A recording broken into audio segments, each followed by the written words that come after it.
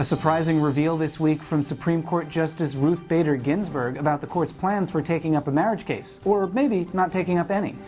An Arkansas clerk breaks ranks with top state officials, declaring for the first time that the state's marriage ban is unconstitutional. Plus, numerous states freeze marriage litigation while they wait for a Supreme Court ruling.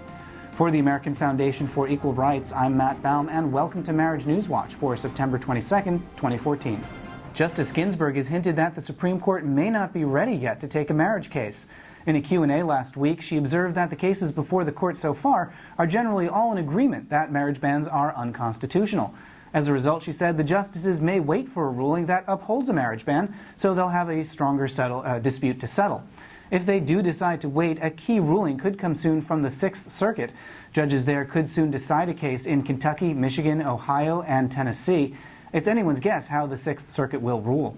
In the meantime, more and more states are lining up to wait for a Supreme Court decision. Last week, the 10th Circuit paused a case in Colorado until there's a final outcome in cases from Utah and Oklahoma.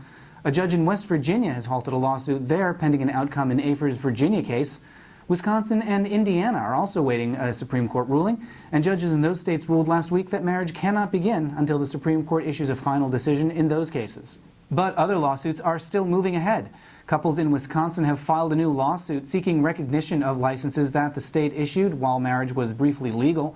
Florida Attorney General Pam Bondi has appealed a decision in 4 recent decisions in cases that overturned marriage bans. And Arkansas state officials have filed a new brief appealing a decision by a lower court that the state's marriage ban is unconstitutional. But in an unusual move, Pulaski County Clerk Larry Crane has filed a brief of its own, adopting an opposite position. Even though Crane is one of the named defendants in the Arkansas case, his new brief argues that the court should find in the plaintiff's favor and overturn the ban. A new survey from Elon University shows support for marriage equality continues to climb in North Carolina. Opinion is roughly tied, with public support at 45% to 43% opposed.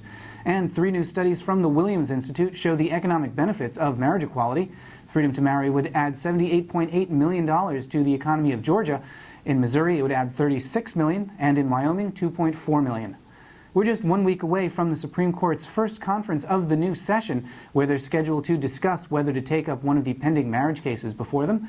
We'll be keeping a close eye to see what they announce. Subscribe here on YouTube to stay up to date. For the American Foundation for Equal Rights, I'm Matt Baum. Thanks for watching, and we'll see you next week.